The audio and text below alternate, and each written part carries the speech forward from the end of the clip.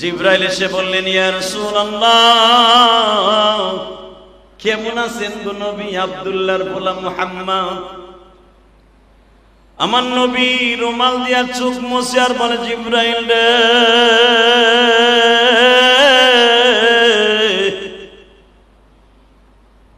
আমি কেমন আছি তুমি কি মালিকের কাছ থেকে জিজ্ঞাসা করে আসো নাই? জিবরাইল বলে, ইয়া রাসূলুল্লাহ, দুনিয়ার সব মানুষের খবর আমার মালিক জানে,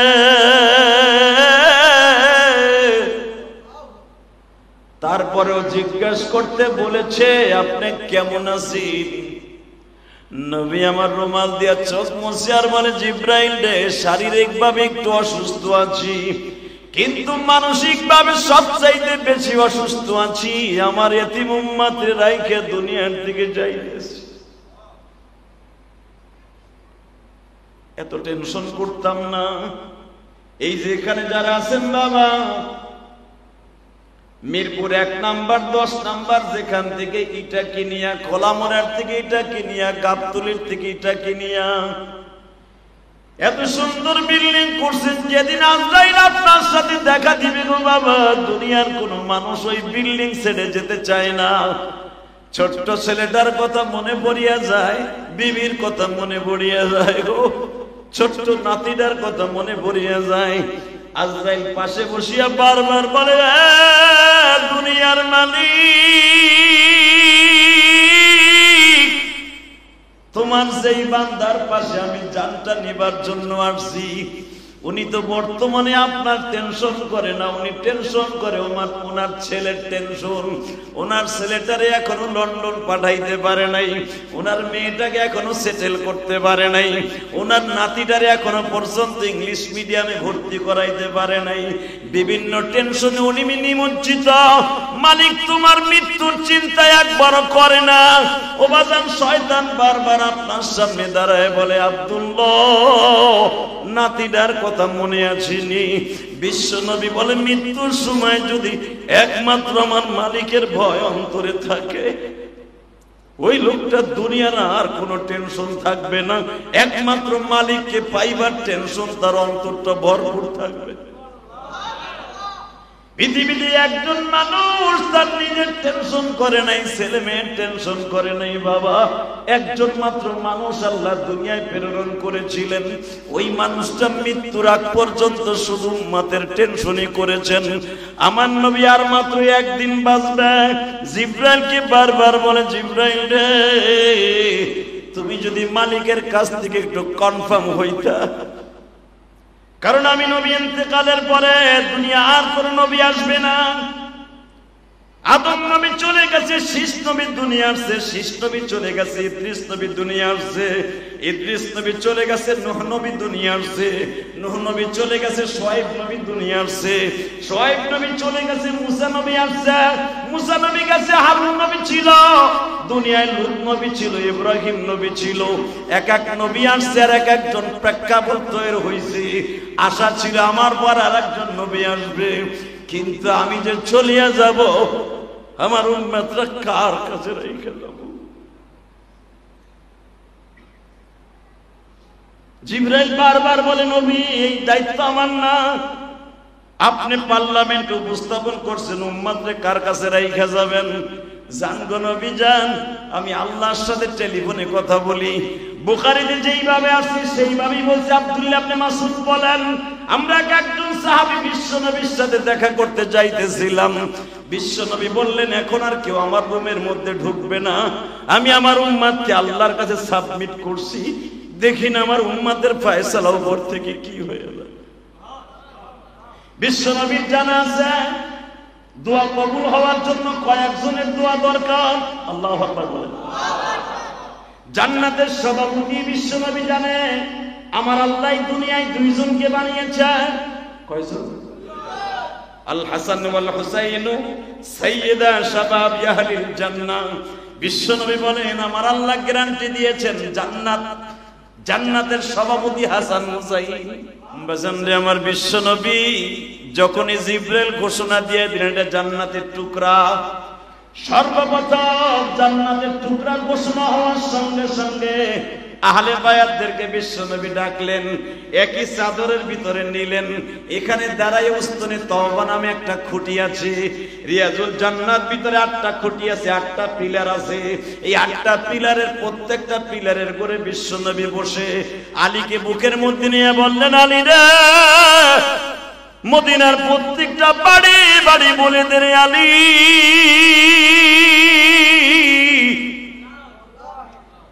এই জায়গায় দাঁড়ায় যদি আমার কোন উম্মত আল্লাহকে ডাক দেয়, ডাক দিতে দেরি আছে, আমার এই উম্মতের জীবনের গুনাহ মাফ হতে দেরি হবে না।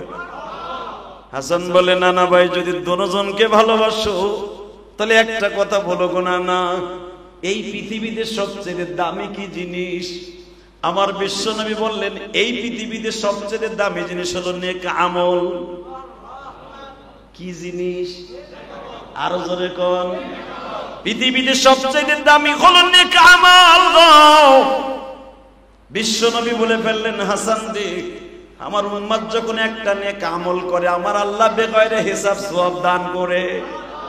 আমার উম্মত যদি সবচেয়ে ঘৃণিত কাজ হলো গুনাহ, আমার উম্মত যদি একটা গুনাহ করে একটাই লেখা হয়, আর যদি একটা সওয়াব করে 10টা লেখা হয়। কারণ কি রে হাসান জানোনি? আমার উম্মত বেশি দিন বাঁচবে না, 60 থেকে 65 বছর। মুসা নবীর উম্মত বলে 100 বছরের উপরে হায়াত পাইতো, আমার উম্মতের হায়াতের গড়ের সংখ্যা মাত্র 65 বছর। আমার উম্মতের এই জন্য একটা নেক করলে 10টা নেকের ব্যবস্থা আল্লাহ করে দিবে। আমার উম্মত একটা গুনাহ করলে একটাই লেখা হবে, কিন্তু নেক আমল করলে 10টা লেখা হবে। হাসান বলে, না না ভাই, এটা কি শুধু তোমার জন্য না, তোমার ইহসান স্বরূপ? বিশ্বনবী বললেন, হাসান রে, এটা আমার জন্য নয় রে, একমাত্র এই পৃথিবীতে যত উম্মত আসছে, আমার উম্মতের দরখাস্তের কারণে আল্লাহ এটা করে দিয়েছেন। মেরে ভাই, দোস্ত বুজুর্গ, ভালো করে বুঝবেন। হাসান পট করে বলে ফেললেন, না না ভাই, আমাকে দুইজনের মধ্যে আপনি সবচেয়ে বেশি কারে বেশি ভালোবাসেন? নবী বললে বলেন, সাওয়াউন আলাইনা, দুজনকে একরকম ভালোবাসি। আপনাদের জানা আছে, পৃথিবীতে আমার বিশ্বনবীর চেহারার মতো পৃথিবীতে অনেকগুলো মানুষ আল্লাহ বানিয়েছেন। তার ভিতরে এক একজনের নাম আমি আপনাদের সামনে বলছি, আপনি আলহামদুলিল্লাহ খুব জোরে বলবেন। 1 নম্বরে আমার নবীর চেহারার কাটিং এ আমার নবীর চেহারার মতো বানিয়েছেন আদম নবীকে। 2 নম্বরে শীষ নবীকে, 3 নম্বরে ইব্রাহিম নবীকে, 4 নম্বরে মুসা নবীকে, 5 নম্বরে ঈসা নবীকে। মনে রাখবেন, এরপরে ইব্রাহিম নবীর কলিজার টুকরা সন্তান ইসমাইলের নবীর চেহারা আমার নবীর মতো, হাসান হোসেনের চেহারা আমার নবীর মতো, ফাতেমার চেহারা আমার বিশ্ব নবীর মতো। যে কোন মানুষের চেহারা আমার বিশ্ব নবীর মতো ছিল, ইমাম গাজালি রাহমাতুল্লাহ তার কিতাবের মধ্যে লেখে, এই মানুষগুলাকে আপনারা আমি দেখতে পারবো। মহিলা সেকশনে মহিলারা মা ফাতেমারে দেখতে পারবে, পুরুষ সেকশনে আমরা বিশ্ব নবীর হাসান হোসেনকে এবং এই নবীগুলোরে দেখতে পারবো। নাহমাদুহু ওয়া নাস্তাঈনুহু ওয়া নাস্তাগফিরুহু ওয়া নু'মিনু বিহি ওয়া নাতাওয়াক্কালু আলাইহি ওয়া নাউযু বিল্লাহি মিন শুরুরি আনফুসিনা ওয়া মিন সাইয়্যাতি আ'মালিনা। من يهده الله فلا مضل له ومن يضلله فلا هادي له. الذي أرسل رسوله بالهدى ودين الحق ليظهره على الدين كله وكفى بالله شهيدا.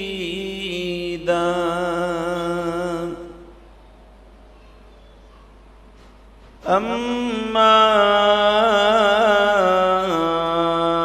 بعد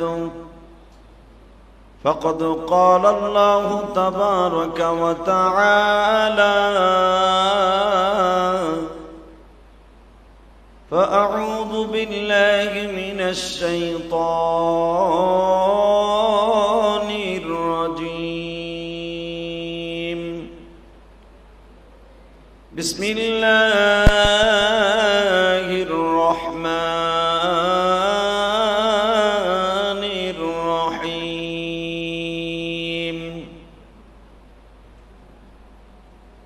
وما أرسلناك إلا رحمة للعالمين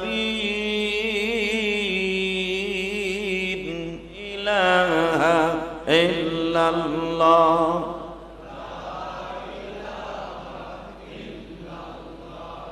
لا إله إلا الله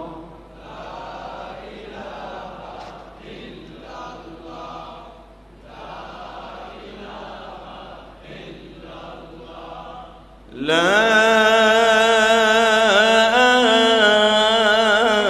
إله إلا الله محمد رسول الله صلى الله عليه وسلم الله الله الله الله الله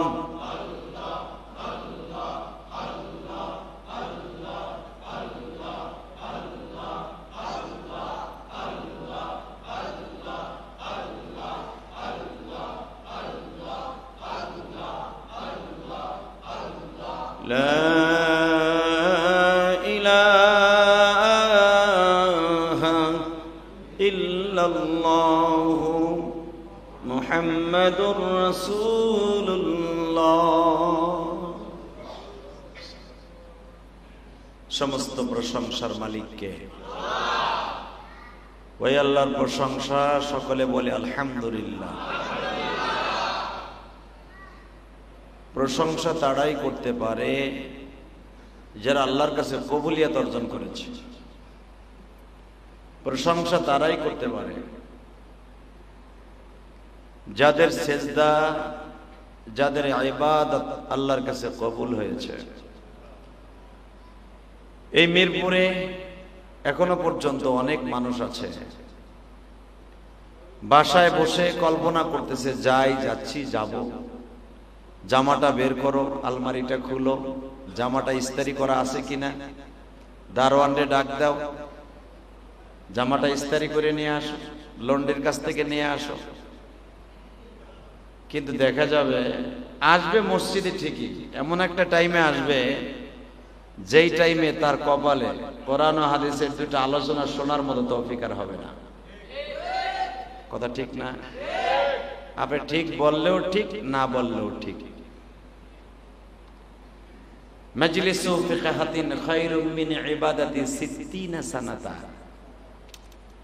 কেউ যদি মসজিদে বসে অথবা দ্বীনের কোনো মাহওয়ালে বসে, দ্বীনের কোনো ওয়াজের মাঠ বলেন, এমনকি দোকানের সামনে বসেও যদি কোনো মানুষ দ্বীনের একটা কথা শোনে, সেটা দ্বীনের মাজলিস, চা খাওয়ার মাজলিস না, দ্বীনের মাজলিস যদি হয়, একটা ঘরের মধ্যে 10-15 জন বন্ধু বান্ধব বসে আছেন, কোরআন হাদিসের আলোচনা হচ্ছে, যদি একটা কথা আপনি আমলের নিয়ে শুনেন, 60 সানাতা 60 বছর দাঁড়ায় ইবাদত করলে যেই সওয়াব, আল্লাহ আপনার আমল নামে ওই সওয়াব দান করে দেবেন।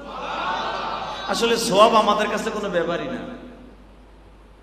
আমরা মনে করি কি জানেন, হজ করছি না, আমার বাপও তো হজ করছে, আমার পোলারে হজ করাইছি না, বাড়ি করছি, গাড়ি করছি, জান্নাত একবারে কি নেই ফেলবো। এরকম মানুষের মেন্টালিটি আছে নাকি না? হ্যাঁ, টাকার গরমে অনেক কিছু মনে করে মানুষ। কিন্তু মনে রাখবেন, টাকার গরম দিয়া, ক্ষমতার গরম দিয়া দুনিয়ার অনেক কিছু করা যায়। মৃত্যুর পরে বাল তুসিরুনাল হায়াতাদ দুনিয়া ওয়াল আখিরাতু খায়রু ওয়া আবকা। দুনিয়া আপনি অনেক কিছু করতে পারবেন, ক্ষমতার দাপটে অনেক কিছু করতে পারবেন, ধরাকে সরা মনে করতে পারবেন, যা মনে চাই তাই করতে পারবেন। আপনার দল ক্ষমতায় আছে, এক ইমাম পাল্টাইয়া 4 জন ইমাম নিবেন, মসজিদের এই কমিটি পাল্টায় আর এক কমিটি নিবেন, নিজের ক্ষমতার দাপটে জায়গা কিনা মসজিদ করতে পারবেন, মাদ্রাসা করতে পারবেন, মাগার। আখিরাতে যখন আপনি কবরে চলে যাবেন, বাল তুসিরুনাল হায়াতাদ দুনিয়া ওয়াল আখিরাতু খায়রু ওয়া আবকা। আপনার সাইরেনার দাম নাই। কথা ঠিক না বেটি? আরো জোরে। মাইকের আওয়াজ এত কম কে? সভাপতি ভালো, সব ভালো, মসজিদ সুন্দর, মাইক হইতে হবে সেই রকম সুন্দর, টন টন আওয়াজ হবে। কারণ মসজিদের মুসল্লিরা সপ্তাহে আসবে একদিন কথা শোনার লাগে। এত মানুষ কি প্রতিবক্তে হয়? জুমার দিনে আওয়াজ হতে হবে এরকম যে না, মনিরের দিন জামে মসজিদে আল্লাহর বান্দা একটা বাগান করে দিয়ে গেছে হাজী সাহেব, ওখানে গেলেই বুকটা ভরে যায়। আলহামদুলিল্লাহ বলেন। একটা লোক যদি বলে বুকটা ভরে যায়, এই কথাটা যদি দুনিয়ায় কেউ বলে, যারা এই মসজিদ করেছেন শ্রম দিয়া ঘাম ঝরায়া, ওই মানুষগুলোর কবর আযাব মাফ হয়ে যাবে। কবরটা জান্নাতের মতো বাগান হয়ে যাবে। কারণ আমি বলি নাই, রাসূল বলেছেন মান বানা লিল্লাহি মাসজিদান বানাল্লাহু লাহু বাইতান ফিল জান্নাহ। যে মসজিদ ঘর বানায় দেবে, আল্লাহ তাকে জান্নাতে ঘর বানাই দেওয়ার গ্যারান্টি দিয়েছেন। আল্লাহ শুধু আমার দিকে তাকায় থাকবেন, যত সময় থাকবেন, যত সময় আলোচনা চলবে তাকায় থাকবেন। সারা সপ্তাহে তো আর আলোচনা শুনতে পারবেন না। মসজিদের জুমায় যেখানেই যাবেন, অনেকে আছেন মসজিদে বইয়ে হিসাব নিকাশ করে। এই মসজিদে অনেক মাস ধরে ইন্টারভিউ চলতেছে, কোন ইমাম কেমন, আগেরটাই তো ভালো আছে, এটাই তো অসুবিধা না। যেই কথা বলুন, কথা বলতে হবে এরকম, শুনতে হবে এরকম ভাবে যে আমি প্রত্যেকটা কথা আমি দিনের আমলের নিয়ত করে শুনবো। আমি ওই ইমাম সাহেবের সাথে জান্নাতে যাব। জীবনে আপনার সাথে যদি আমার দেখা না হয়, আমি যদি জান্নাতে যাই, আপনার থিয়া যেতে পারবেন না। আবার আপনি যদি যান, আপনি আমার কথায় কেঁদেছিলেন, আপনি আমার কথায় আমলের নিয়তে শুনছিলেন, আপনি জান্নাতে গেলেও আমাকে নিয়ে যেতে হবে। কারণ আল্লাহ কোরআনে বলেন, ইয়া আইয়ুহাল্লাযীনা আমানু ইয়া আইয়ুহাল্লাযীনা আমানু কুনু মা'আস সাদিকিন।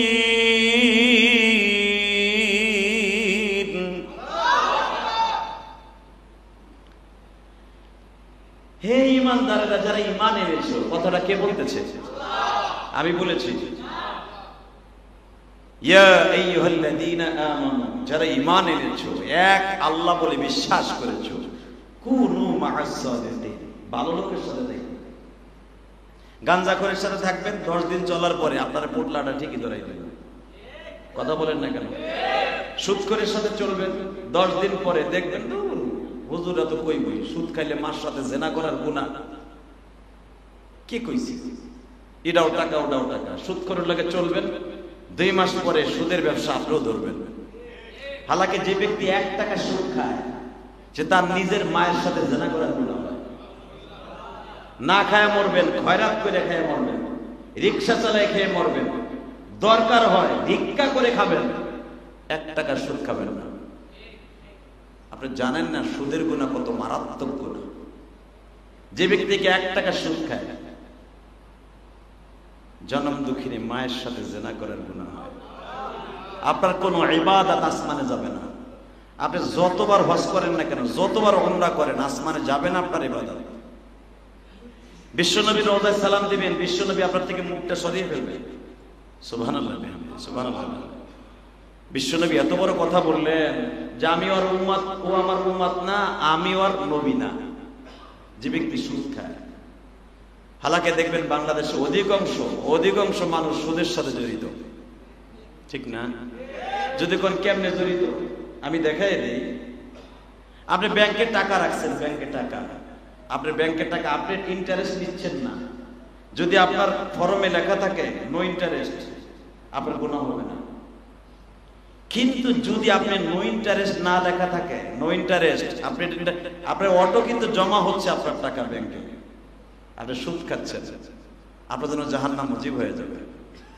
যারা সুদের টাকা নিয়ে, ব্যাংকের ঋণ নিয়ে আপনি বাড়ি করছেন, ওই বাড়ির ভাড়া যতদিন পর্যন্ত আপনার দুনিয়ায় থাকবে, আপনি জেনার গুনাহ হবে আপনার অ্যাকাউন্টে। আল্লাহ বিশ্বনবী মুহাম্মদ রাসূলুল্লাহ সাল্লাল্লাহু আলাইহি ওয়াসাল্লাম তার উম্মতকে এত দরদ নিয়ে বলেছেন, উম্মতের আরে আমি দুনিয়া আসছিলাম রহমত হিসাবে। যেরকম মারহাবা, কি নিয়ে আসছিলাম? রহমত। আমি এমন রহমত হয়ে আসছিলাম, আমি চাই না আমার কোন একটা উম্মত জাহান্নামে যাক। এবং মৃত্যুর আগ পর্যন্ত, বিশ্বনবী আজরাইলের সাথে দেখা হওয়ার আগ পর্যন্ত তার একটা উম্মত জাহান্নামে যাক, আমার নবীর চাপ নাই। তার জ্বলন্ত প্রমাণ আমি আপনাকে দিয়ে দিই বুখারীর থেকে। বিশ্বনবী আর মাত্র দুনিয়ায় থাকবেন একদিন, একদিন থাকবেন দুনিয়ায়। 12 রবিউল আউয়াল আমার নবী দুনিয়ার থেকে বিদায় নেবে। 11 রবিউল আউয়াল মাগরিবের নামাজের পরে জিবরাইল আমার নবীর ঘরের মধ্যে ঢুকলেন। বুখারীতে আছে, জিবরাইল ঢুকেই বলে, ইয়া মুহাম্মদ ইবনে আব্দুল্লাহ কিফা আলাইক, লেশ মাফি মুশকিল। কারণ আমার নবীর ভাষা আরবি, জিবরাইল বলতেছে আরবি। সুবহানাল্লাহ বলেন না?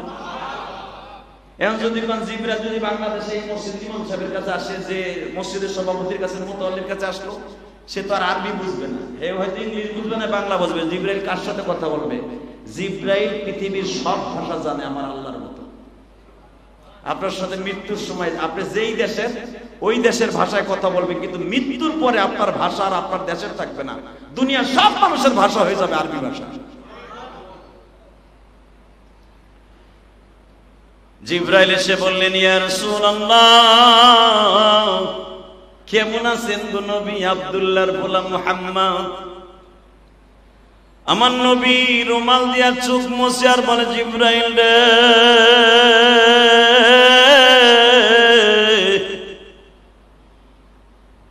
আমি কেমন আছি তুমি কি মালিকের কাছ থেকে জিজ্ঞাসা করে আসো নাই? জিবরাইল বলে, ইয়া রাসূলুল্লাহ, দুনিয়ার সব মানুষের খবর আমার মালিক জানে,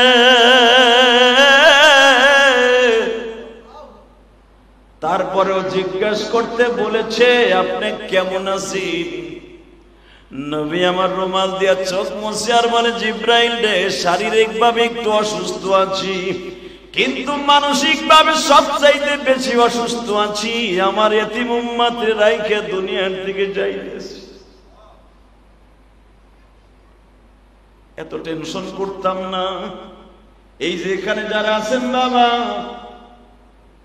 মিরপুর 1 নাম্বার 10 নাম্বার যেখান থেকে ইটা কিনিয়া, খোলামোড়ার থেকে ইটা কিনিয়া, গাবতলির থেকে ইটা কিনিয়া এত সুন্দর বিল্ডিং করছেন, যেদিন আজরাইল আপনার সাথে দেখা দিবে গো বাবা, দুনিয়ার কোন মানুষ ওই বিল্ডিং ছেড়ে যেতে চায় না। ছোট্ট ছেলেটার কথা মনে পড়িয়া যায়, বিবির কথা মনে পড়িয়া যায় গো, ছোট্ট নাতিটার কথা মনে পড়িয়া যায়। আজরাইল পাশে বসিয়া বারবার বলে, দুনিয়ার মালিক, তোমার যেই বান্দার পাশে আমি জানটা নিবার জন্য আসছি, উনি তো বর্তমানে আপনার টেনশন করে না, উনি টেনশন করে ওনার ছেলের টেনশন। ওনার ছেলেটারে এখনো লন্ডন পাঠাইতে পারে নাই, ওনার মেয়েটাকে এখনো সেটেল করতে পারে নাই, ওনার নাতিটারে এখনো পর্যন্ত ইংলিশ মিডিয়ামে ভর্তি করাইতে পারে নাই। বিভিন্ন টেনশনে উনি নিমজ্জিত। মালিক তোমার মৃত্যুর চিন্তা একবারও করে না। ও বাজান, শয়তান বারবার আপনার সামনে দাঁড়ায় বলে, আব্দুল্লাহ, নাতিটার কথা মনে আসেনি? বিশ্ব নবী বলে, মৃত্যুর সময় যদি একমাত্র আমার মালিকের ভয় অন্তরে থাকে, ওই লোকটা দুনিয়ার আর কোনো টেনশন থাকবে না, একমাত্র মালিককে পাইবার টেনশন তার অন্তরটা ভরপুর থাকবে। পৃথিবীতে একজন মানুষ তার নিজের টেনশন করে নাই, ছেলে মেয়ের টেনশন করে নাই বাবা। একজন মাত্র মানুষ আল্লাহ দুনিয়ায় প্রেরণ করেছিলেন, ওই মানুষটা মৃত্যুর আগ পর্যন্ত শুধু উম্মতের টেনশনই করেছেন। আমার নবী আর মাত্র একদিন বাঁচবে। জিবরাইলকে বারবার বলে, জিবরাইল রে, তুমি যদি মালিকের কাছ থেকে একটু কনফার্ম হইতা, কারণ আমি নবী ইন্তেকালের পরে দুনিয়া আর কোন নবী আসবে না। আদম নবী চলে গেছে, শীষ নবী দুনিয়া আসছে, শীষ নবী চলে গেছে, ইদ্রিস নবী দুনিয়া আসছে, ইদ্রিস নবী চলে গেছে, নূহ নবী দুনিয়া আসছে, নূহ নবী চলে গেছে, শুআয়ব নবী দুনিয়া আসছে, শুআয়ব নবী চলে গেছে, মুসা নবী আসছে, মুসা নবী গেছে, হারুন নবী ছিল দুনিয়ায়, লূত নবী ছিল, ইব্রাহিম নবী ছিল। এক এক নবী আসছে আর এক একজন প্রেক্ষাপট তৈরি হয়েছে। আশা ছিল আমার পর আর একজন নবী আসবে, কিন্তু আমি যে চলিয়া যাব, আমার উম্মতরা কার কাছে রেখে যাব? জিবরাইল বারবার বলে, নবী, এই দায়িত্ব আমার না। আপনি পার্লামেন্ট উপস্থাপন করছেন, উম্মতরে কার কাছে রেখে যাবেন? জান গো নবী যান, আমি আল্লাহর সাথে টেলিফোনে কথা বলি, বুখারীতে যেইভাবে আসছে সেইভাবেই বলছে। আব্দুল্লাহ ইবনে মাসউদ বলেন, আমরা একজন সাহাবী বিশ্বনবীর সাথে দেখা করতে যাইতেছিলাম। বিশ্বনবী বললেন, এখন আর কেউ আমার রুমের মধ্যে ঢুকবে না। আমি আমার উম্মতকে আল্লাহর কাছে সাবমিট করছি, দেখি না আমার উম্মতের ফয়সালা উপর থেকে কি হয়ে গেল। বিশ্বনবীর জানা আছে দোয়া কবুল হওয়ার জন্য কয়েকজনের দোয়া দরকার। আল্লাহু আকবার বলেন। জান্নাতের সভাপতি বিশ্বনবী জানে, আমার আল্লাহ দুনিয়ায় দুইজনকে বানিয়েছে। কয়জন? আল হাসান ওয়াল হুসাইন সাইয়্যিদা শাবাব আহলিল জান্নাহ। বিশ্বনবী বলেন, আমার আল্লাহ গ্যারান্টি দিয়েছেন জান্নাতের সভাপতি হাসান হুসাইন। জিবরাইল বাম ডাইন পাশে বসা। বিশ্বনবী বললেন, তোমার সাথে কথা বলার আগে আমার নাতি দুইটার সাথে একটু কথা বলে লই। কারণ আল্লাহ যখন বলছে এটা জান্নাতের সভাপতি এরা দুইজন, বিশ্বনবী ভাবলেন আল্লাহ যখন ডিক্লারেশন, আল্লাহ যখন স্বীকৃত এরা দুইজন জান্নাতের সভাপতি, তো জান্নাতের সভাপতির সাথে তো অবশ্যই জিবরাইল কিছু না কিছু হিসাব জিজ্ঞেস করে কথা বলবে। কথা ঠিক না বেঠিক? জিবরাইল বসা, হাসান হুসাইন বসা। একটু পরে বলেন, হুজুর ব্যক্তিগত কথা আপনার সাথে এখন আর কাউকে ঘরের মধ্যে রাখা যাবে না। বুখারীতে আসছে, বিশ্বনবী মুহাম্মদ রাসূলুল্লাহ সাল্লাল্লাহু আলাইহি ওয়াসাল্লাম বললেন, শুধু আমার যাইবার আগে আমার নাতি দুইটার সাথে দুইটা কথা আছে। কথা দুইটা কি? না না ভাই, এই পৃথিবী ছাড়ার আগে দুনিয়ার সব মানুষের ভিতরে একটা দরদ থাকে। সেই দরদটা কি? কুল্লু নাফসিন যায়িকাতুল মাউত। দুনিয়ায় সব মাখলুকের মৃত্যুর স্বাদ গ্রহণ করতে হবে, কিন্তু নানা ভাই রে, তুমি একদিন মৃত্যুর স্বাদ গ্রহণ করবা। কিন্তু আমার সবচেয়ে বেশি কষ্ট, তোমরা যতদিন দুনিয়ায় থাকবা আমার উম্মতের জিম্মাদারি লয়া তারপরে দুনিয়ায় থাকবে। আপনাদের জানা আছে পৃথিবীতে যত বাচ্চা দুনিয়ায় জন্ম নিয়েছেন, সবচাইতে আমার নবী যত উম্মত আসছে সবচাইতে দুইজনকে বেশি ভালোবাসতেন। আল্লাহ রাসূলের একটা ছেলে কিন্তু ছোট ছিলেন, নাম ছিল তার ইব্রাহিম। আল্লাহু আকবার বললেন না? ইব্রাহিম ছিলেন ছোট। ইব্রাহিম, হাসান, হুসাইন তিনজন একই বয়সে, কিন্তু বিশ্বনবী মুহাম্মদ রাসূলুল্লাহ সাল্লাল্লাহু আলাইহি ওয়াসাল্লাম যে কোনো মাজলিসে গেলে হাসান হুসাইনকে বেশি প্রাধান্য দিতেন। কেন প্রাধান্য দিতেন? তার জ্বলন্ত প্রমাণ আমি আপনাকে দিয়ে দিই। সেই জিনিসটা হলো এই, আরে সুবহানাল্লাহ বিহামদি সুবহানাল্লাহ। আপনাদের যাদের নাতি আছে, মেয়ের ঘরের হোক আর ছেলের ঘরের হোক, দেখবেন আপনি মসজিদে মিলাদে আসছেন, সুবহানাল্লাহ বিহামদি, নাতিটার আপনার কোলে বসান, ঠিক না বেটি? কোলে বসান। হালাকি আপনার ছেলেও কিন্তু সাথে আছে, ছেলেটারে পাশে সাইড করে দিয়ে নাতিটারে কোলে বসান। এই যে ভালোবাসাটা না, এই ভালোবাসাটা কিন্তু আপনার আমার থেকে আসে নাই, আমার বিশ্বনবী মুহাম্মদ রাসূলুল্লাহ সাল্লাল্লাহু আলাইহি ওয়াসাল্লামের থেকে আসছে। এই ভালোবাসাটা পৃথিবীর কেউ ডিভাইডেড করতে পারবে না। এই ভালোবাসাটা এমন একটা ভালোবাসা, কারণ নাতির প্রাধান্য এটা আপনি দেন না, এটা বিশ্বনবী দিয়েছেন। শুধু এখানেই শেষ না, আল্লাহ রাব্বুল আলামিন এই জান্নাতের দুইজন সভাপতিকে এমন স্থানে রেখেছিলেন, তাদের মাথার মধ্যে এত বুদ্ধি আল্লাহ দান করেছিলেন। এই যে আপনারা জানেন গত মাসটা চলে গেছে কারবালার প্রান্তরে হুসাইনের শাহাদাতে, হযরত হুসাইন রাদিয়াল্লাহু আনহু যখন শহীদ করে, হুসাইন বলেছিলেন সারা পৃথিবীর যদি আমাকে জাতিসংঘের চেয়ারম্যান বানাই দেওয়া হয়, সারা পৃথিবী চালাইবার মতো এবিলিটি আল্লাহ আমাকে দান করেছেন। কারণ আমি এমন একটা বংশের সন্তান, আমার নানা ছিলেন সারা পৃথিবীর রহমত, আমার নানা ছিলেন সারা পৃথিবীর বাদশা, আমার নানা ছিলেন আল্লাহর পরে সারা পৃথিবীর দামি মানুষ। কি মনে হলো হুসাইন নবীর বাম পাশে বসা, হাসানও বাম পাশে বসা, ফাতেমার সামনে বসা। জিজ্ঞেস করে হচ্ছে, মারে তোর জীবনে কোনো কিছু চাওয়ার আছে কিনা? ফাতেমা বলে, বাবা গো, তোমার কাছে আমার কিচ্ছু চাওয়ার নাই, আমি দেখতেছি তুমি শুধু আমাদের চিন্তা বাদ দিয়া উম্মতের চিন্তাই বেশি করো। মেরে ভাই বুজুর্গ, মসজিদে আসছেন, দিলটাকে নরম করে দিয়ে একবার ভেবে দেখেন, যারা হজ করেছেন, হজে যখন আপনি সালাম দেন বিশ্বনবীর রওজার পাশে দাঁড়িয়ে, ওই দৃশ্যটা পৃথিবীর কেউ বুঝাইতে পারবে না।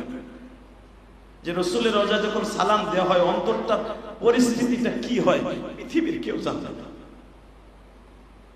এই যে আমি বলেছিলাম, আল্লাহ যদি নেয় এই সপ্তাহের ভিতরে চলে যাব, জীবনে যতবার আল্লাহ 17-18 বার নিয়েছেন, আজও পর্যন্ত ওই জায়গার টেস্ট, ওই জায়গার মাটির ঘেরান পৃথিবীর কোন দেশে আমি পাই নাই। আল্লাহ আমার এই বয়সে 14টা কান্ট্রি আমাকে সফর করিয়েছে, লন্ডন বলেন, কানাডা বলেন, আল্লাহ আমাকে নিয়েছেন, কিন্তু মদিনার মতো সুঘ্রাণকৃত জায়গা পৃথিবীর কোথাও আমি দেখিনি। এত সুন্দর জায়গা, কারণ কি জানেন? এই সুন্দরটার পিছনে কারণ আছে। পৃথিবীর কয়েকটা জায়গায় জিবরাইল নিজে টুকরিতে করে ঝাঁকায় করে জান্নাতের মাটি নিজে লাগাই দিয়েছে। পৃথিবীর কয়েকটা জায়গায় আছে, মনে রাখবেন। তার ভিতরে সবচেয়ে দামি জান্নাতের টুকরা বাইনাল মেম্বারে রওজাতুল মিন রিয়াজিল জান্নাহ। এই জান্নাতের টুকরা কাবাঘর, যদিও কাবাঘর জান্নাতের টুকরা, কিন্তু কাবাঘরের নিচে কিন্তু আপনার কাবাঘরের সাথে যে জান্নাতের টুকরাটা আছে হযরত আসওয়াদ, এটাও কিন্তু জান্নাতের মাটি। সুবহানাল্লাহ বলেন না? কয়েকটা জায়গায় জান্নাতের মাটি আছে। এই যে হজরে আসওয়াদ, এটা কিন্তু জান্নাতের মাটি, এটা জান্নাতের পাথর। আর মদিনায় বিশ্বনবীর বাইনাল মেম্বারে রওজাতুল মিন রিয়াজিল জান্নাহ, রাসূলের 2 মেম্বারের মাঝখানে একটা টুকরা আছে, জানেন আপনারা, সাদা কার্পেট। এদিকে হলো 22 গজ আর এদিকে হলো 22 গজ। এই 22 গজ আর 22 গজ এই জায়গাটা উলামা একরাম বলেন এদিকে হলো 12 গজ আর এদিকে হলো 22 গজ। এই যে জায়গাটা, এই জায়গাটা জান্নাতের টুকরা। এই জায়গাটা জিবরাইল নিজে পা দিয়া পারিয়া জান্নাত থেকে মাটি এনে লাগাই দিয়েছে। এখানে যদি কেউ নামাজ পড়ে, বিশ্বনবী বলেন সে যেন জান্নাতের ভিতরে নামাজ পড়ে। আরো জোরে বল। কি জান্নাতের ভিতরে নামাজ পড়ার নিয়ত আছে না? নিয়ত করে ফেলেন তো, যাদের তৌফিক আছে, যাদের কাছে 5 লাখ টাকা আছে, 7 লাখ টাকা আছে, আমি হজ করতে যাব। আমার বিশ্বাস যদি নিয়ত করতে পারেন, আর আপনি যদি এই নিয়ত করেন যে আমি হজ না করে কবরে যাব না, আল্লাহ যেমনি হোক আপনাকে নিয়ে যাবেন। নিয়তটা পাক্কা করে ফেলেন। অনেকে আছেন বলেন কি টাকা পয়সা আছে ঠিকই, কিন্তু টাকা পয়সা থাকলে তো হবে না, সময় হয় নাই, এই কথা বলা যাবে না। হজের কোনো সময় নাই। হজের সময় হলো যখনই আপনার টাকার এবিলিটি আসছে, যখনই হজ করার এবিলিটি আপনার চলে আসছে, সাথে সাথে হজে যাওয়া, এটার নাম হলো হজ। আপনি দেরি করবেন, এই শরীয়ত আপনাকে কে দিয়েছেন? আলহামদুলিল্লাহ বলেন। হজে যাওয়ার নিয়ত আছে তো? এই জায়গাটায় নামাজ পড়ার নিয়ত করবেন, ইনশা। আমার বিশ্বনবী মুহাম্মদ রাসূলুল্লাহ সাল্লাল্লাহু আলাইহি ওয়াসাল্লাম বলেন, আমার জীবনের সবচাইতে বড় আশা ওদিন পুরো হয়ে গেল যেদিন মদিনার ভিতরে জিবরাইল নিজে জায়গাটার মধ্যে মাটি দিয়ে বলে দিলেন, বাইনাল মেম্বারে রওজাতুল মিন রিয়াজিল জান্নাহ। আপনার উম্মতের জন্য এই জায়গাটাকে জান্নাতের টুকরা হিসেবে ঘোষণা করা হলো। বাজানরে, আমার বিশ্বনবী যখনই জিবরাইল ঘোষণা দিয়ে দিলেন এটা জান্নাতের টুকরা, সর্বপ্রথম জান্নাতের টুকরা ঘোষণা হওয়ার সঙ্গে সঙ্গে আহলে বায়াতদেরকে বিশ্বনবী ডাকলেন, একই চাদরের ভিতরে নিলেন। এখানে দাঁড়ায় উস্তুনে তওবা নামে একটা খুঁটি আছে। রিয়াজুল জান্নাত ভিতরে 8টা খুঁটি আছে, 8টা পিলার আছে। এই 8টা পিলারের প্রত্যেকটা পিলারের করে বিশ্বনবী বসে আলীকে বুকের মধ্যে নিয়ে বললেন, আলী রে, মদিনার প্রত্যেকটা বাড়ি বাড়ি বলে দে রে আলী,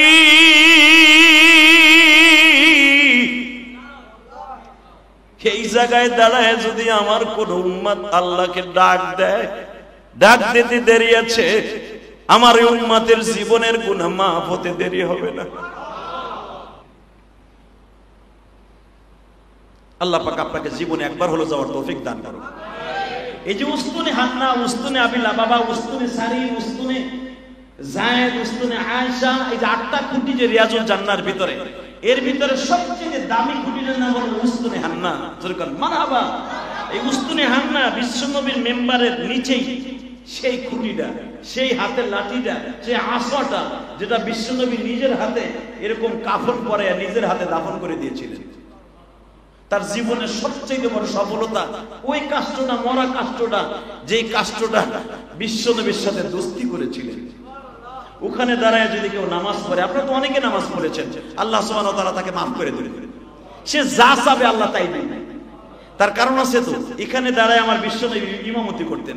হঠাৎ করে একদিন আমার বিশ্বনবী ইমামতি করতেছে, যেই 2 জন নবীর সাথে সামনে বসা, জিবরাইলের ডান পাশে বসা, বিশ্বনবী ওইখানে বসে উস্তুনে হান্নার পাশে বসে হাসান জিজ্ঞেস করে, নানা ভাই এটা কথা জিজ্ঞেস করি, বলো তোমার উম্মতকে খুব ভালোবাসো না আমাকে 2 ভাইরে বেশি ভালোবাসো?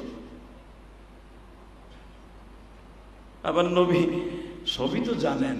আমার নবী দেখে দুইজনের বিচক্ষণতা কি, দুইজনের বেরেন কি। বিশ্বনবী বলতেছে, না না ভাই, তুমি কি তোমার উম্মতরে বেশি ভালোবাসো না আমাকে দুই ভাইরে বেশি ভালোবাসো?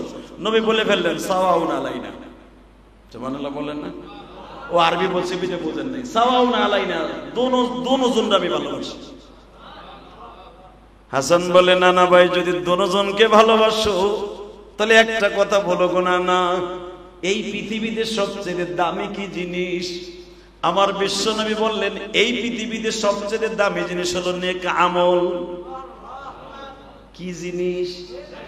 আরো জোরে কোন। পৃথিবীতে সবচেয়ে দামি হলো নেক আমল।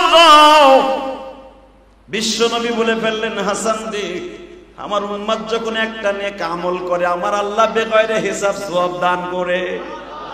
আমার উম্মত যদি সবচেয়ে ঘৃণিত কাজ হলো গুনাহ, আমার উম্মত যদি একটা গুনাহ করে একটাই লেখা হয়, আর যদি একটা সওয়াব করে 10টা লেখা হয়। কারণ কি রে হাসান জানোনি? আমার উম্মত বেশি দিন বাঁচবে না, 60 থেকে 65 বছর। মুসা নবীর উম্মত বলে 100 বছরের উপরে হায়াত পাইতো, আমার উম্মতের হায়াতের গড়ের সংখ্যা মাত্র 65 বছর। আমার উম্মতের এই জন্য একটা নেক করলে 10টা নেকের ব্যবস্থা আল্লাহ করে দিবে। আমার উম্মত একটা গুনাহ করলে একটাই লেখা হবে, কিন্তু নেক আমল করলে 10টা লেখা হবে। হাসান বলে, না না ভাই, এটা কি শুধু তোমার জন্য না, তোমার ইহসান স্বরূপ। বিশ্বনবী বললেন, হাসান রে, এটা আমার জন্য নয় রে, একমাত্র এই পৃথিবীতে যত উম্মত আসছে আমার উম্মতের দরখাস্তের কারণে আল্লাহ এটা করে দিয়েছেন। মেরে ভাই দোস্ত বুজুর্গ, ভালো করে বুঝবেন। হাসান পট করে বলে ফেললেন, না না ভাই, আমাকে দুইজনের মধ্যে আপনি সবচেয়ে বেশি কারে বেশি ভালোবাসেন? নবী বললেন, সাওয়াউন আলাইনা, দুজনকে একরকম ভালোবাসি। আপনাদের জানা আছে পৃথিবীতে আমার বিশ্বনবীর চেহারার মতো পৃথিবীতে অনেকগুলো মানুষ আল্লাহ বানিয়েছেন। তার ভিতরে এক একজনের নাম আমি আপনাদের সামনে বলছি, আপনি আলহামদুলিল্লাহ খুব জোরে বলবেন। 1 নম্বরে আমার নবীর চেহারার কাটিং এ আমার নবীর চেহারার মতো বানিয়েছেন আদম নবীকে। 2 নম্বরে শীষ নবীকে। 3 নম্বরে ইব্রাহিম নবীকে। 4 নম্বরে মুসা নবীকে। 5 নম্বরে ঈসা নবীকে। মনে রাখবেন। এরপরে ইব্রাহিম নবীর কলিজার টুকরা সন্তান ইসমাইলের নবীর চেহারা আমার নবীর মতো। হাসান হোসেনের চেহারা আমার নবীর মতো। ফাতেমার চেহারা আমার বিশ্ব নবীর মতো।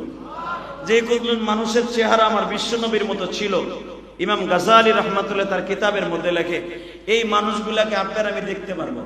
মহিলা সেকশনে মহিলারা মা ফাতেমারে দেখতে পারবে, পুরুষ সেকশনে আমরা বিশ্ব নবীর হাসান হোসেনকে এবং এই নবীগুলারে দেখতে পারবো। দেখার নিয়ত আছে না নেই? নিয়ত আছে সবাই?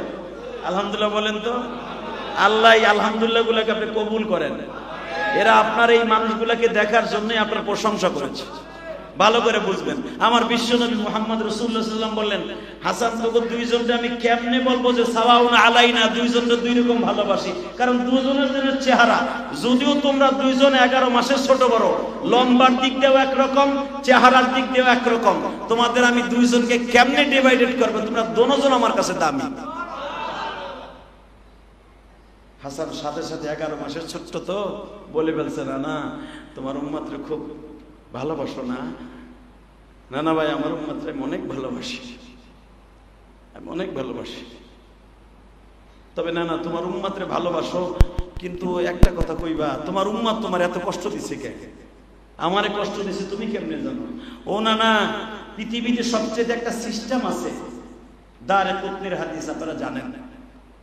আব্দুল্লাহ ইবনে মাসউদ বলেন, হাসান বলতেছে, না না তোমার জীবনের যত ওয়াকে আছে সব মার কাছ থেকে আমরা শুনছি।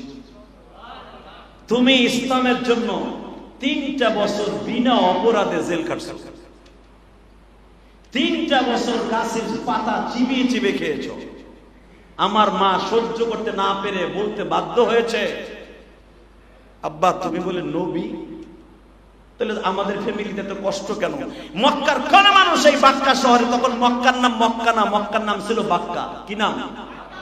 ইন্না আউয়ালা বাইতিন উযিয়া লিন-নাস, লাল্লাযী বিমাক্কাতা মুবারাকান ওয়া হুদাল লিল আলামিন ফীহি আয়াতুম বাইনাতুম মাকামু ইব্রাহিম।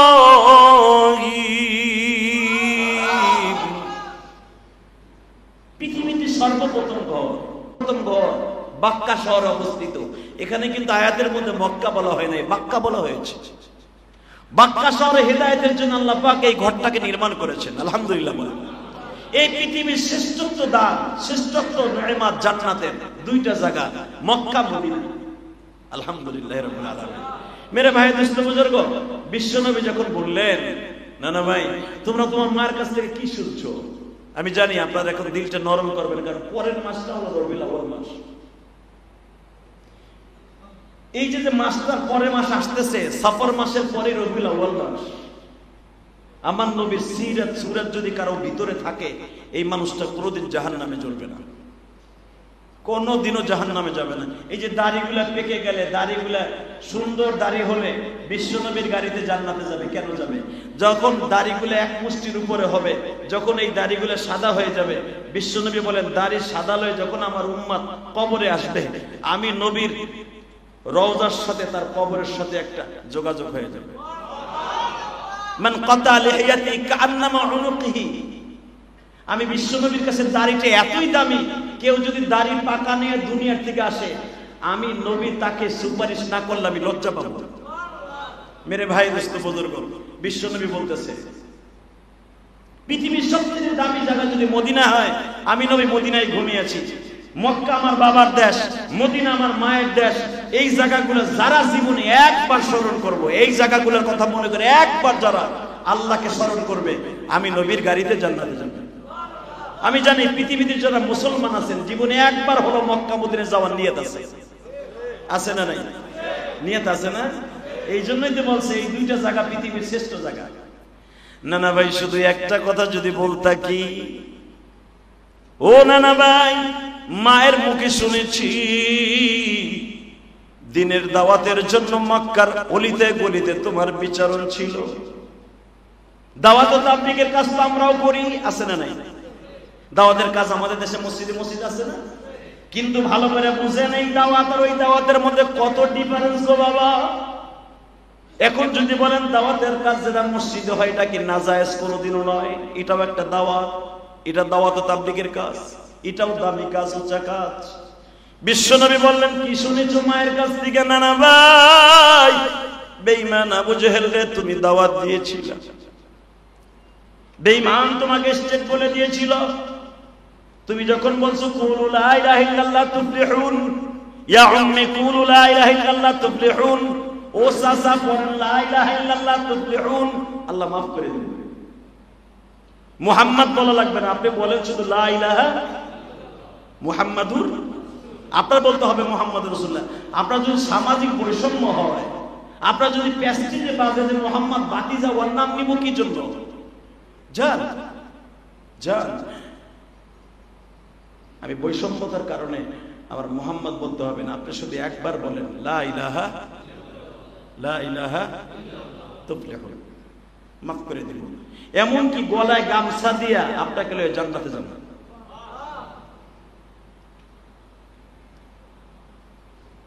বিশ্বনবী বললেন চাচা বলা যাবে না। বেঈমান চট করে বলে ফেললেন আমার কাছে সামাজিক বৈষম্যতা আছে, যেই বৈষম্যতার কারণে বাংলাদেশে এত কিছু ঘটে গেল। কথা বলেন না কেন? ঘটে যায় না? সরকার পর্যন্ত পরিবর্তন হয়ে গেল খালি বৈষম্যতার কারণে। সামাজিক বৈষম্যতা ওই জামানায় ছিল। বেঈমান বলতেছে আমার কাছে বিভিন্ন কোয়ালিটির মানুষ আছে, তুই আমার কাছে ঘন ঘন দাওয়াত দিবি আর তোর এটা আমি অ্যাকসেপ্ট করবো না, তুই কোনোদিন আমার কাছে আসবি না। বিশ্বনবী বলেন চাচা ঠিক আছে আমি আর আসবো না, তবে যাইবার আগে একটা কথা বলে দেয়, এমন একটা সময় আসবে আপনি আমাকে বিশ্রাবেন কিন্তু পাবেন না। তোকে আমি বলে দিলাম দিনের বেলা আর কোনোদিন আমার কাছে আসবি না। বিশ্বনবী মনে মনে ভাবলেন যারা দিনের বেলা যাইতে আমার না করছে, এই দুঃখ কার কাছে বলবো? আমার নিজের রক্তের লোক, ব্লাডের কালেকশন যদি তারা বলে যে আমার কাছে দিনের বেলা আসবি না, আমাদের বৈষম্যতায় লাগে, আমাদের প্যাস্টিজে লাগে, তুই আমার কাছে আর আসবি না। পৃথিবীতে মনে রাখবেন, একটা পুরুষের জন্য সবচাইতে ভিটামিন যুক্ত জায়গা, মেডিসিন যুক্ত জায়গা, সেটা হলো বিবির কাছে। কথা বলেন না কেন? বিবি এমন একটা জিনিস, যারা বিয়ে করে না এরা জি কয়, আর যেগুলো বিয়ে করছে এরা কথাই কয় না, এরা তো শান্তিতে নাই। কিন্তু মনে রাখবেন, বিশ্বনবী বলেছেন, আমি বলি নাই, আহসান তানিমরা, তোমার ভালো শান্তির জায়গা আল্লাহ পাক দুনিয়ায় জান্নাতের একটা নেয়ামত রেখে দিয়েছেন, সেটা হলো তোমার বিবি। আর বর্তমানে দেখবেন, বর্তমান সমাজে সবচেয়ে হার্টের রোগী বেশি পাবেন বোর্ড টেনশন। কি প্রিন্সের মতো চেহারার ছেলে, বিয়ের 6 মাস পরে বেটায় মদ ধরছে, গাঞ্জা ধরছে, কে লেগে কয় বউ গেছে গা। কথা বলেন না কেন? তা আমার বিশ্বনবীর কথা কি মিথ্যা যে পৃথিবীর জান্নাতের নেয়ামত হলো বিবি? তো বিশ্বনবীর জান্নাতের নেয়ামত হলো 11 জন বিবি। আমার নবী মা খাদিজার কাছে বলে, খাদিজা রে, তুমি না বারবার জিজ্ঞেস করতেছো, আপনি খাবার দরখাস্তায় বসে বারবার বড় বড় চোখ করে তাকান, ঘটনা কি হয়েছে আজকে বলতো। খাদিজার তো বোঝা শেষ, কারণ নবীর চাইতে দুনিয়ার দিক দিয়ে 15 বছরের বড় মা খাদিজা, আমার নবীর থেকে 15 বছরের বড় মা। এই মহিলার মতো বিচক্ষণতা, এই মহিলার মতো বড় বিজনেসম্যান তদনীতিন কালে মধ্যপ্রাচ্যের ভিতরে দ্বিতীয় আর একটা লোক ছিল না। এই যে আবু জেহেল শিল্পপতি, সব মা খাদিজার বাড়ির মাল বিক্রি করে শিল্পপতি। মা খাদিজা এত বড় একজন ব্যবসায়ী ছিলেন, আরে কোনোদিন অভাব দিবা না, কোনোদিন যেন অভাব না। আমি আপনাদের বলে গেলাম, আমার কলিজার টুকরা যুবক ভাইরা, আপনিও জীবনে কোনোদিন অভাবে পড়বেন না। আরে টাকার অভাব হলেই সেটা অভাব নয়। অভাব কয়েক প্রকার আছে, বিবির অভাব, সন্তানের অভাব, টাকার অভাব, সামাজিক বৈষম্যের অভাব আছে না নাই? এই আপনার টাকা আছে, পয়সা আছে, রাস্তা দিয়ে হাঁটলে আপনার কুত্তা বিলাই মনে করে মানুষ। এরকম লোক আছে না সমাজে? রাস্তা দিয়ে হাঁটলে একটা কুকুর বিড়াল শ্রীগণের মতো মনে করে, এটা মানুষ নাকি? নো, যার অ্যাকাউন্টে মা বাবার দোয়া আছে, এই মানুষটা কোনোদিনও কারো কাছে কোনোদিন অপমানিত হবে না। ও মৃত্যুর আগ পর্যন্ত বীরের মতো থাকবে, এবং সে মৃত্যুর সময় সবচেয়ে একটা দামি জিনিস হবে, সে কালেমার সাথে বিদায় নেবে। আলোচনা এই পর্যন্তই রইল। আপনারা ভালো থাকবেন, সুস্থ থাকবেন। যাইবার আগে একটা কথা বলে যাব, হয়তো এই সপ্তাহের ভিতরে আল্লাহ নিলেই মক্কা মদিনায় চলে যাব। গত জুমায় যখন আমি বলেছিলাম যে আপনাদের কথা আমি মক্কা মদিনায় যে বলবো, এই মসজিদে আর জুমা পড়াবো কি পড়াবো না, পড়ানোর নিয়ত কিন্তু এই জুমায় আমার ছিল না। মোতাওয়াল্লি সাহেব এবং আমার মোশাররফ ভাই অনেক রিকোয়েস্ট করে আনা হয়েছে, কারণ আমাদের মতো মানুষের একটা জুমা অনেক মসজিদই চায়, অনেক মসজিদে চায়। আল্লাহ শুকর, দ্বিতীয় জুমা আসলাম। যাদের চোখের পানি আজকে পড়েছে, কসম আল্লাহ, কিয়ামতের মাঠে আপনি আমারে চিনান লাগবে না, আল্লাহ আপনারে চিনাই দিবে। আমরা এক গাড়িতে জান্নাতে যাবো ইনশাআল্লাহ তাআলা। কারণ ইয়া আইয়ুহাল্লাযীনা আমানু কুনু মা'আস সাদিকিন, এটা আমি বলি নাই, কোরআনে আল্লাহ নিজে বলেছেন। আল্লাহ রাব্বুল আলামিন আমাদের সবাইকে ঈমানের হালাতে থাকার তৌফিক দান করুন। গত জুমায় যারা ওয়াদা করেছিলেন 1000 করে টাকা দিবেন, দিছেন এই জুমায়? মারহাবা বলেন। এই যে হাদিস সাহেব কইছে দিছি, কত বুক ফুলে বললেন দিছি। আরো যারা আছেন মনে রাখবেন, জীবনে দুইটা জিনিস কোনোদিন নষ্ট হবে না। as-সাদকাতু তারাতুল বালা, যে ব্যক্তি বেশি বেশি দান করবে তার যৌবন কোনোদিন নষ্ট হবে না, সে কোনোদিন মারাত্মক রোগে আক্রান্ত হবে না, এবং তার রিজিক কোনোদিন নষ্ট হবে না, এবং তার ইজ্জত কোনোদিন নষ্ট হবে না। যে বেশি বেশি দান করবে। আপনাদের খেদমত আমার আরজ থাকবে, বেশি বেশি যতটুকু আপনার অ্যাবিলিটি আছে ততটুকু পরিমাণ দান করবেন। এমন দান করবেন না যে আপনার পকেট খালি হয়ে যাবে, এটা আমার আল্লাহ কয় নাই। যতটুকু পারেন আল্লাহর ঘরে দান করবেন। আল্লাহ সবাইকে তৌফিক দান করুন। দান করবেন তো ইনশাআল্লাহ। তবে আমি আপনাদের কাছে একটা ওয়াদা দিয়ে গেলাম, আমি যখন প্রথম আল্লাহ যদি মক্কায় নেয়, প্রথম তওয়াফে নাই না, আপনাদের কথা মনে থাকবে। যদি বলেন হুজুর কার কথা মনে থাকবে, গত জুমায় যারা আসেন নাই, যদি বলি দাদা ভাই আপনি এই জুমায়ও কি 1000 টাকা দিবেন, 5000 টাকা কে দিবেন, 500 টাকা কে দিবেন, যদি আল্লাহ পাক এই সপ্তাহের ভিতরে নেয়, আর জীবনে যদি এই মসজিদে জুমা পড়াইতে না আসি, কিয়ামতের মাঠে আপনার সাথে আমার একটা বন্ধুত্ব হবে ইনশাআল্লাহ। বলেন, আমি আজকে বলবো না কে কি দিবেন। ব্যাগটা যখন আপনার সামনে যাবে, অন্তত মনে করবেন আমার জন্ম দুঃখিনী মায়ের জন্য আমি 500 টাকা আজকে দিয়ে গেলাম, 1000 টাকা দিয়ে গেলাম, এটা আমার মায়ের জন্য। কসম আল্লাহ, এই আল্লাহর ঘরে বসে বলে গেলাম, কসম আল্লাহ, যদি আপনার টাকাটা হালাল হয় আপনি জান্নাতি, আপনার মা বাবা জান্নাতে। আল্লাহ আমাদের সবাইকে তৌফিক দান করুন। আসেন তওবা করি। আস্তাগফিরুল্লাহ রাব্বি মিন কুল্লি যামবি وأتوب إليه لا حول ولا قوة إلا بالله العلي العظيم لا إله إلا الله محمد رسول الله অনেকে দোয়া চেয়েছেন আমার কাছে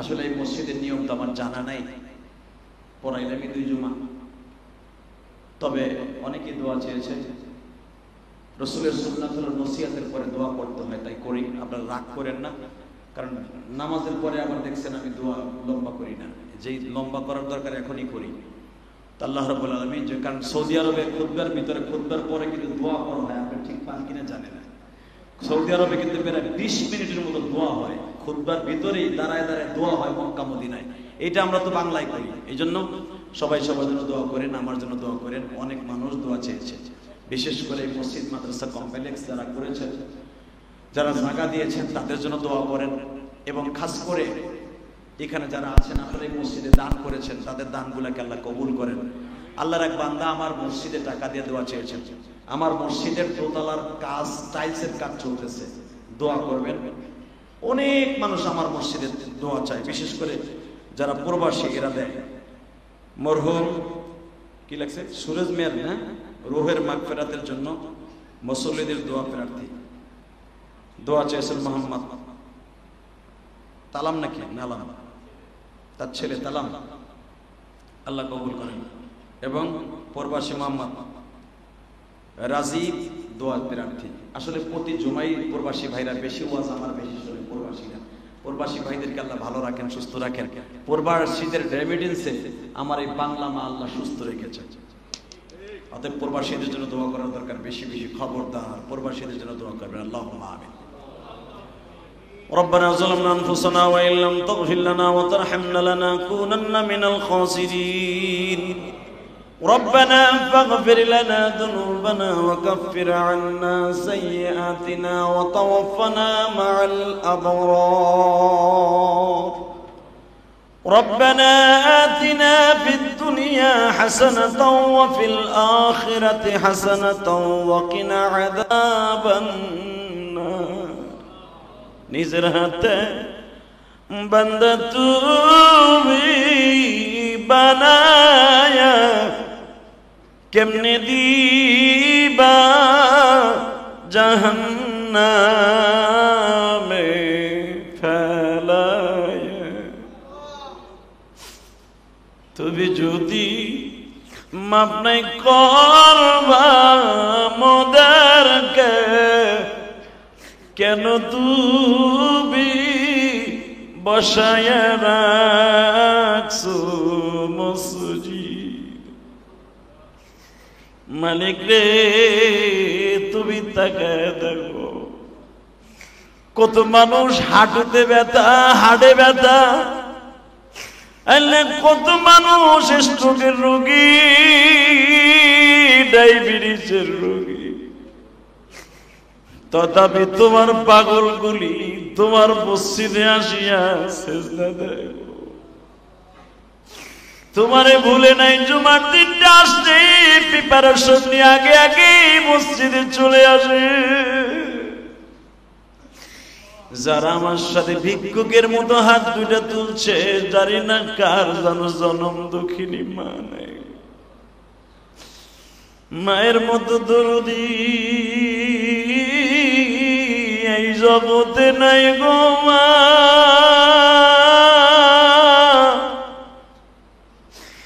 10 মাস 10 দিন পেটে বুঝা বইলাম বাথরুমের ভিতরে যাইয়া এতিমের মতো দাঁড়ায় ছিল ওই ব্যথা পৃথিবীর কেউ জানে না খাবার খাইতে যাইয়া প্লেটটা ধরে বসেছিল গো মা ওই ব্যথার কথা বাবাও জানে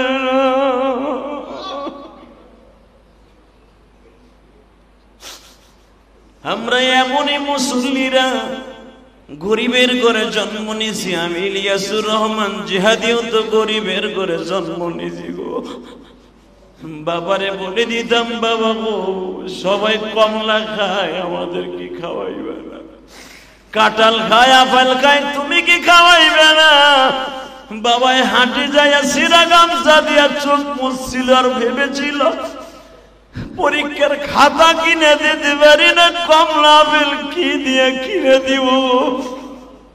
আজকে আমরা টাকার মালিক, পয়সার মালিক, জনম দুঃখ মিয়া বাবা নাই, অনেকের মা নাই গো। আল্লাহ ওই মায়ের কবরটা জান্নাতের বাগান বানায় দিও।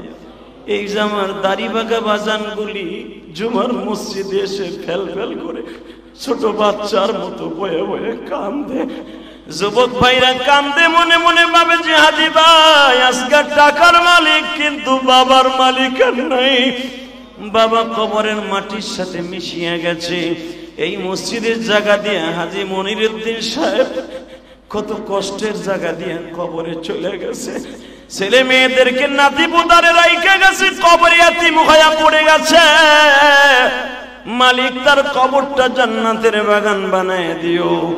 এই মসজিদ যাদের টাকায় হয়েছে তাদেরকে মাফ করে দিও। যারা এত সুন্দর করে মসজিদ সাজাইছে, যারা হালাল টাকা দান করছে তাদের দানগুলো কবুল করে নিও। যারা আমার বাংলাদেশ থেকে উমরায় আছে তাদেরকে তুমি কবুল করিয়া লাও। আল্লাহ ছাত্র আন্দোলন করতে যে অনেক ছাত্র ভাইরা এখনো কষ্টে আছে, অসুস্থ। আজকে একজন ছাত্র আমার ঢাকা হসপিটাল থেকে ফোন করে কয়, হুজুর আমি ঢাকা বিশ্ববিদ্যালয়ের ছাত্র, আমার গুলি লেগে আমি অসুস্থ হয়ে পাও দুটা হারিয়ে ফেলেছি, আমি লাঠি ছাড়া চলতে পারি না, একটু দোয়া কইরেন। যতদিন বাঁচবো জানো ঈমান নিয়ে বাঁচতে পারি। এই মেন্টালিটি যেই ছাত্র ভাইদের, কলেজের বন্ধুদের আল্লাহ তুমি তাদের মাফ করে দিও, তাদের সবাইকে সুস্থ রেখে দিও। এই মসজিদের সব ভাইদেরকে মাফ করে দিও আল্লাহ। আল্লাহ যাদের চোখের পানি পড়েছে তাদের সবাইকে মাফ করে দিও। আমার মা বোনরাও শুনতে এসেছে, আমার মা বোনদেরকে কবুল করিয়া লাও। আমার মা বোনদের স্বামী সন্তানকে তুমি কবুল করিয়া লাও। এদের ছেলে মেয়েদেরকে স্বামী সন্তানকে নেককার বানায় দাও। আল্লাহ যারা দোয়া চাইছে তাদের মনের আশা পুরা করো আল্লাহ। অনেক দূর দূরান্ত থেকে আমার প্রবাসী ভাইরা দোয়া চাইছে, রাজীব নামে একজন দোয়া চাইছে, আরো যারা দোয়া চাইছে তাদের সবাইকে কবুল করো। আমার প্রবাসীর কলিজার টুকরা ভাইদেরকে ভালো রাখো, সুস্থ রাখো আল্লাহ। মানিকগঞ্জ থেকে, ধামরাই থেকে, সাভার থেকে অনেকেই দোয়া চায় আল্লাহ। সারা পৃথিবী থেকে যে যেখান থেকে দোয়া চায় প্রত্যেকের দোয়াগুলো কবুল ও মঞ্জুর করে নাও। সাল্লাল্লাহু তাআলা আলা খায়রি খালকি মুহাম্মদ ওয়া নূরি আরশি সাইয়্যিদিনা মাহমুদ।